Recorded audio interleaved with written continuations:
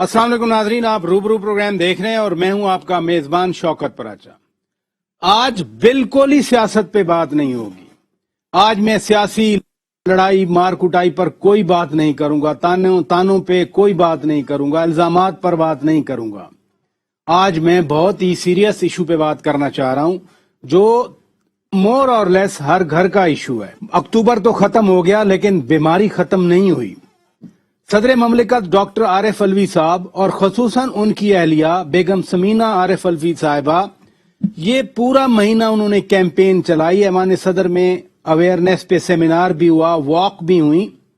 लेकिन कुछ हमारी भी जिम्मेदारी है। अगर ये बीमारी खुदा न खास्ता हो गई है तो फिर इलाज करवाना है। इलाज कहाँ पर दस्तयाब है? क्या हुकूमत पाकिस्तान ने फैसिलिटीज दी हुई हैं? हम ये मौज़ूआत पे बात करेंगे। बहुत ही मुअज़्ज़ज़ पैनल मेरे साथ है।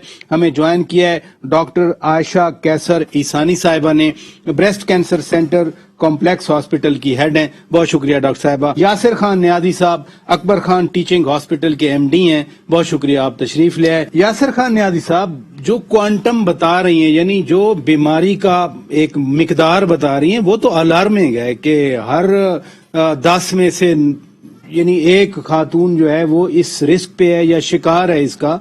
आप एक प्राइवेट हॉस्पिटल चलाते हैं, टीचिंग हॉस्पिटल है, मेडिकल कॉलेज आप चलाते हैं, एक तो इनका सेंटर है। पाकिस्तान में तो मैंने कभी नहीं देखा कोई ऐसा मुझे सेंटर नजर आया हो। ये फैसिलिटीज तो है नहीं, फिर तो बड़ा मसला है पाकिस्तान की खवातीन के लिए। जी हाँ, बिल्कुल, आपने बिल्कुल इस बात की बहुत अच्छी निशानदेही की। हमारा मसला यही है कि हमारे पास फैसिलिटीज मौजूद नहीं है। ये इस्लामाबाद लाहौर की बीमारी नहीं है, ये अक्टूबर की बीमारी नहीं है। जैसे डॉक्टर साहिबा ने कहा कि ये पूरे साल में हमारी हर खातून एक पॉसिबल कैंडिडेट है, क्योंकि हमारी इंटर मैरिजेस हैं, फैमिली मैरिजेस हैं, वो जेनेटिकली इश्यूज हैं, हमारे डाइटरी इश्यूज हैं, हमारे पास ब्रेस्ट फीडिंग इश्यूज हैं जो इस कैंसर को उजागर कर रहे हैं। अगर आप इस फिगर को अगर लेटेस्ट देखें तो वर्ल्ड वाइड 2010 के अंदर 22% जो कैंसर डिटेक्ट हुआ वो ब्रेस्ट कैंसर था। तो ये एक 10% का फिगर तो ग्लोबल एक फिगर है जिसको हम यहाँ पे टेपुलेट करते हैं। लेकिन जैसे जैसे आप इसके और नंबर्स को देखते हैं, और अनफॉर्चुनेटली पाकिस्तान की हमारी हेल्थ केयर का खास तौर पे ये मसला तमाम शोबों के साथ है, लेकिन हेल्थ केयर के साथ है, वो ऑथेंटिक डेटा है। देखें जी, इस्लामाबाद में तो आपको सेंटर्स मिल जाएंगे, मेमोग्राफी भी मिल जाएगी, लेकिन जैसे ही हम जीटी रोड से या मोटरवे से नीचे उतरते हैं, इस चीज का फुकदान है। अवेयरनेस की बात की, माशाल्लाह जी, आपने ये प्राइम टाइम पे इस बात को उजागर कर रहे हैं। मॉर्निंग शोज बहुत थे जिन्होंने अक्टूबर में किया।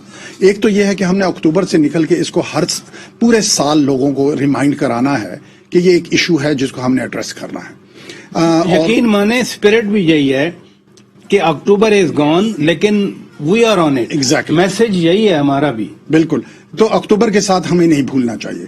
आई थिंक सदर पाकिस्तान साहब को बिल्कुल क्रेडिट जाता है और उनकी अहलिया को, उन्होंने हाईएस्ट लेवल पे इसको उजागर किया।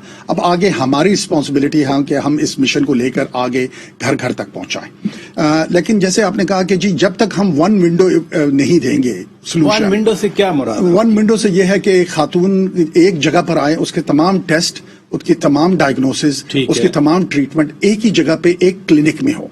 उसको मुख्तलिफ जगहों पर पूरे पाकिस्तान में सिर्फ एक जी हाँ, पूरे पाकिस्तान में यानी आधी आबादी में से आधी आबादी यानी 11 में से 5.5 6 कर लें, वो रिस्क पे है। लेकिन एक सेंटर है, बदकिस्मती की बात है कि सिर्फ एक सेंटर है। जब तक हम इसको जी DHQ, THQ और BHQ लेवल तक हम इसको नहीं लेकर जाएंगे, इसके डायग्नोसिस को, जैसे डॉक्टर साहबा ने कहा कि हमने LHV से लेकर GP जो हमारे BHU में बैठे हैं, जिनके पास मेजॉरिटी ऑफ हमारी पब्लिक जाती है, और THQs, DHQs जो इसको सबसे ज्यादा देखते हैं, जब तक हम उनको इन चीजों पे एनेबल नहीं करेंगे, हम इस मसले पर नहीं। लेकिन अगेन, हर बीमारी के साथ, हर उसके साथ एक पॉलिसी का फुकदान हमें नजर आता है। ایک کنسرٹڈ ایفرٹ جسے کہتے ہیں، ایک منظم جدوجہد کی جو ہم بات کرتے ہیں، کوشش جو ہے اس کی جب ہم بات کرتے ہیں تو وہ ہمیں نہیں نظر آتی. انڈیویجول سینٹرز بہت ہیں. دیکھیں نا آپ، دیکھیں یہ ریسورسز ہیں کہ پیمز میں بھی سینٹر ہے، ہمارے پاس بھی سینٹر ہے، شفا میں بھی. اسلام آباد میں آپ کو 4-5 سینٹر مل جائیں گے، لیکن جیسے میں نے کہا کہ آپ اسلام آباد سے باہر اب موٹر وے سے اتریں، نہیں کہ آپ اسلام آباد ٹول پلازا کراس کریں. نیاز صاحب، میں کاسٹ کی بات کر رہا ہوں، میں افورڈیبلٹی کی بات کر رہا ہوں. کینسر ایک مہلک بیماری ہے اور اس کا اتنا ہی مہنگا علاج، یعنی جتنی خطرناک بیماری ہے اتنا اس کا مہنگا علاج ہے. اس چیز کو کامن لوگوں کے لیے فرینڈلی ایکسپینڈیچر کو کیسے بنایا جا سکتا ہے؟ کیا کوئی پارٹنرشپس کی جا سکتی ہیں؟ مثلا آپ تو ٹیکنالوجی کا دور ہے، یعنی سپریم کورٹ میں ہیئرنگ اگر ویڈیو لنک پہ ہو سکتی ہیں تو یہ ہو سکتا ہے، پاسبل ہے ایسا؟ بالکل جی، یعنی ہمیں ٹیکنالوجی کا استعمال ہمیں کرنا چاہیے، کیونکہ ٹیکنالوجی بہت کاسٹ سیونگ ہے گورنمنٹ کے لیے بھی. پھر سمپل سی بات یہ ہے کہ آپ کے پاس ایک بہت اچھا ٹول موجود ہے آپ کی پرائم منسٹر انشورنس اسکیم کے تحت، لیکن انفارچونیٹلی اس وقت جس طریقے سے وہ ڈیزائنڈ ہے اس میں آؤٹ پیشنٹ جو بیرونی دات ہیں اس کے کاسٹ او پی ڈی میں جو انویسٹیگیشن ہے وہ کورڈ نہیں ہے. اب میموگرافی اور اس بریسٹ کینسر کی جو زیادہ تر انویسٹیگیشن ہے وہ او پی ڈی میں ہونی ہے، وہ انڈور نہیں ہونی، تو یہ کورڈ نہیں ہے اس کے نیچے. تو اگر ہم اس کو افورڈیبل بنانا چاہتے ہیں تو ہمارے پاس آلریڈی ایک ٹول موجود ہے گورنمنٹ کا. اور کینسر کے ساتھ نہ صرف یہ، باقی کینسرز کے ساتھ بھی یہ ہے کہ ان کی میجورٹی آف انویسٹیگیشن جو ہے وہ پہلے ہوتی ہیں علاج سے، اور جتنی جلدی انویسٹیگیشن ہوتی ہیں اور جتنی جلدی تشخیص ہوتی ہے اتنے جلدی وہ کینسر کیوریبل ہے. اور اگر آپ نے اس کو سوشل اپنے ایس ایس پی کے اندر جو پرائم منسٹر انشورنس اسکیم ہے اس میں لے آئے تو دیکھیں میں ہمیشہ اس بات کا کہتا ہوں، صحت کارڈ کی بات کر رہے ہیں. دیکھیں نا پبلک پرائیویٹ پارٹنرشپ، آپ فرما رہے ہیں کہ حکومت کو چاہیے کہ اس سکریننگ کو صحت کارڈ کے انڈر کور دیں، کیونکہ اس سے وہاں سے کیا نام ہے کاسٹ کنٹرول آئے گی. اور پھر اس سے یہ ہوگا کہ پبلک پرائیویٹ پارٹنرشپ بنے گی. جب کاسٹ کور ہوگی تو پرائیویٹ سیکٹر وہاں پہ انٹروڈیوس ہوگا، وہ خود بخود جائے گا اور انویسٹمنٹ کرے گا.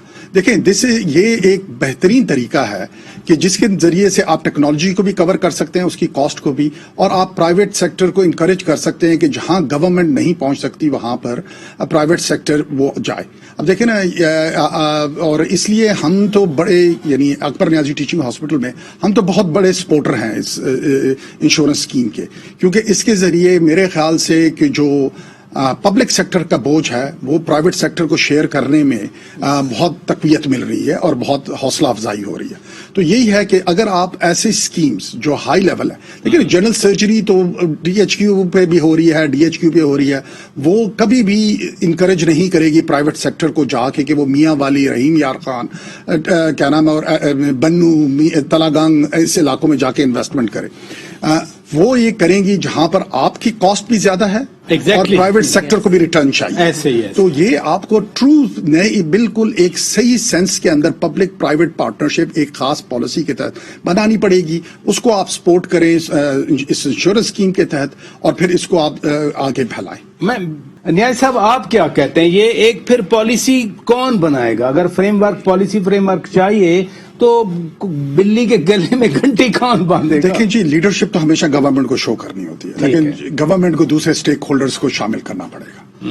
ہم ہمیشہ، ہماری طرف سے، میری طرف سے یہ ریکمنڈیشن ہوتی ہے کہ ٹاسک فورس بنی ہوئی ہیں، لیکن میں ان ٹاسک فورس کو چیلنج کرتا ہوں کہ کتنی دفعہ یہ بہت سارے اسٹیک ہولڈرز کے ساتھ بیٹھ کر انہوں نے کوئی میٹنگ کی ہے، کبھی پرائیویٹ سیکٹر کو انوالو کیا ہے کہ ہم مل کر اس پالیسی کو آگے امپلیمنٹ کیسے کریں. بند کمروں میں پالیسیز بنا کر وہ امپلیمنٹ نہیں ہوتی. میریٹس کے اندر سیمینارز کر کے، ایوان صدر کے اندر سیمینارز کر کے، کیا نام ہے، جو ہے اس میں جو ہے یہ پالیسیز گراؤنڈ لیول پر حقیقت نہیں بنتی.